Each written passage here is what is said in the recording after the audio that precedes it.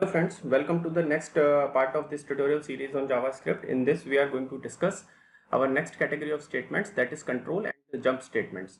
So to take a deeper look on these statements, uh, we have written the control statements and jump statements. So basically the control statements contains two more type of statements, that is break, and number two is continue. And in the category of jump statements we have label, that are called as labeled statement. The use of break we have also seen in the previous part of our tutorial series, that is in switch case statements. There we have also used break. So the if we talk about specifically about the break statements, so these statements actually works for jumping out of a loop,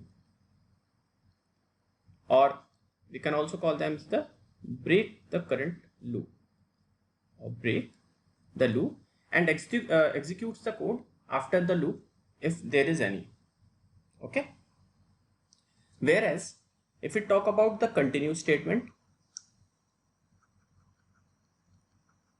if we talk about the continuous statement, this is also a part of the control statements. The continuous statement breaks one iteration of loop.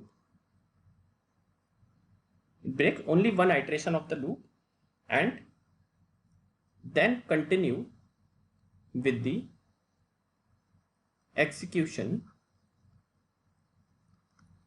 of loop. Okay. So what I mean to say, let us understand with the help of example.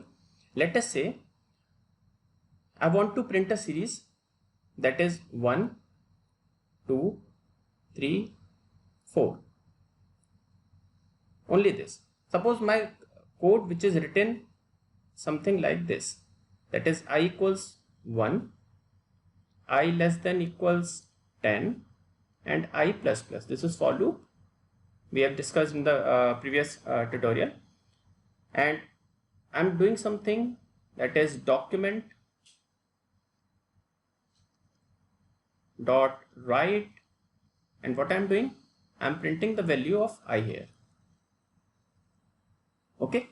But what series I want only 1, 2, 3, 4. I don't want this series beyond the value of 4. So what I'll do, I want to break this loop here. So for this I'll simply check the condition. If i's value is 5, then what I'll do, I need to break this loop.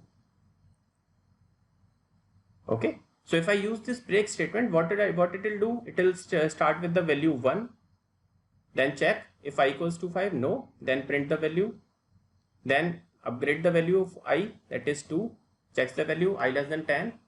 Okay. Then if I equals to 2 equals to 5, no, because i's value is now 2, so it will not break, and then continue, and then so on. When i's value is 5, what it will do, it will check I value equals to 5, then it will check i's value is less than equals to 10, yes. But if it checks here that i's value equal to 5, then 5 equals to 5, then what it will do, it will simply break the statement here, or it will jump out of the loop. So the outcome will be 1, 2, 3, 4. Okay. So iteration will be performed only 4 times, that is 1, initially 1, then 2, then 3, and then 4.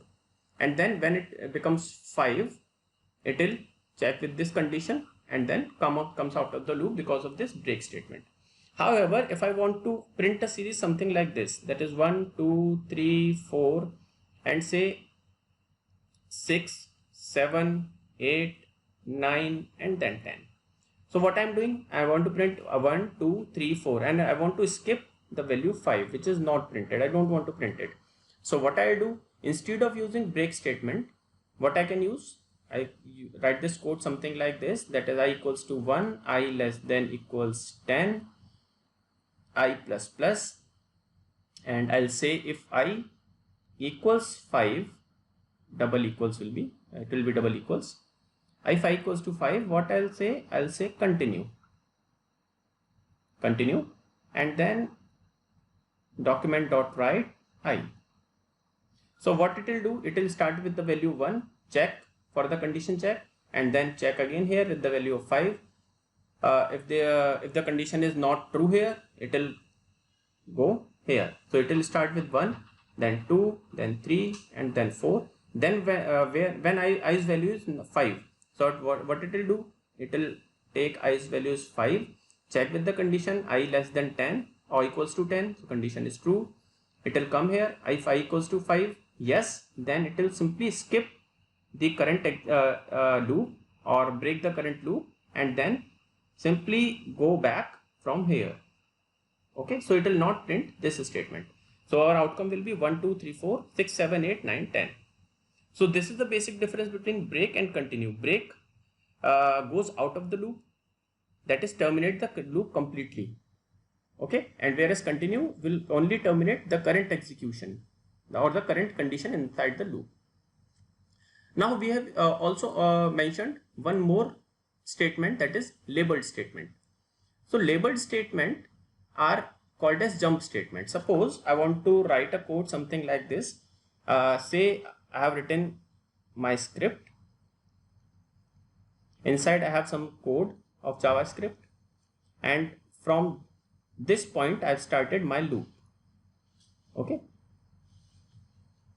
and loop is, suppose I have taken similar value, that is 1, I less than equals 10, I plus plus, and say I want if I equals 5, I want this to be break. Okay, and otherwise I want document dot write the value of I should be printed, and I want to remember where the point where my code has started for the for loop.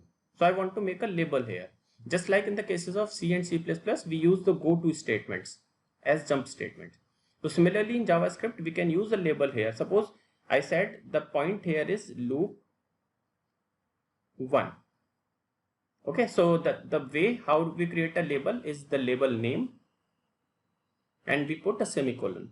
So if I want to create a label as loop 1, so I'll put loop 1 and then colon. Okay, so instead of writing break, I can simply convert it into break loop 1. Okay, so what we have done, we have actually used nomenclature to make it as a point or make it as a label. So in such cases, the label statements are used. That's why these are called as jump statement. They can be used with break and also can be used with continue. So we can also write it as continue loop 1.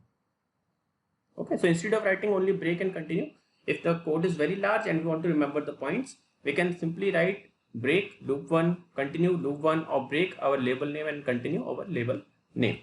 So let us take an example, programming example here. Suppose my code is something like this. I am executing my code. Then you can see I have printed the value of I starting from 1 and up to 10. So it is printing 1, 2, 3, 4, 5, 6, 7, 8, 9, 10. Now I want to make an additional, create an additional statement here. That is, if I equals 5, what I want to use? I want to use break. Okay. So now take a look at the output. The output is only 1, 2, 3, 4. So i's value is 1, i's value is 2, then 3, then 4. When it becomes 5, it actually breaks the complete loop. Whereas if I use continue here, then you can see it is now 1, 2, 3, 4, and it has skipped the value of 5 because at I equals to 5 we have written continue. So 1, 2, 3, 4 skipped value 5, then 6, 7, 8, 9, 10. So it has only actually terminated the current value for the value of 5. Okay. So this is how break and continue works in our JavaScript. Take a look at the labeled statement. Suppose I want to create a label here as loop 1. So what is the way? I have written the label name with a colon. Now if I want to continue with the loop 1, so I'll simply write continue loop 1, and there is no change in the code. So these statements are called as actually labeled statement, whose work is to just for remembering the point. So they can be used with continue, and as we have said, they can be used with the break also. If I write with break, then you can see there is no change in the code. Previously, only when we were writing only break, it was 1 2 3 4, and then if we are writing break loop 1, you can see it is again 1 2 3 4. So this is the basic idea of the additionally available control and jump statements in JavaScript, that is break, continue, and label. Okay, if you have still any doubt, then you can ask in our comment section, and to support us, kindly subscribe our channel. Thank you so much.